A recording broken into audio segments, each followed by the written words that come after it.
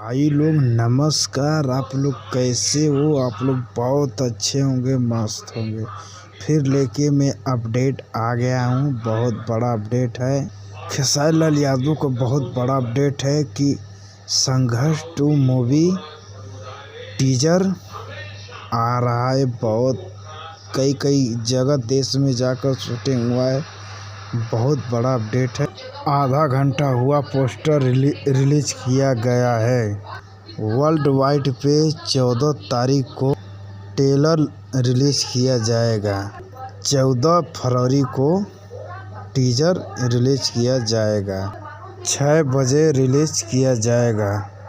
बहुत बवाल टीजर होगा। आप लोग जाइए वर्ल्ड वाइड पे 14 तारीख को और गर्दा उड़ा दीजिए।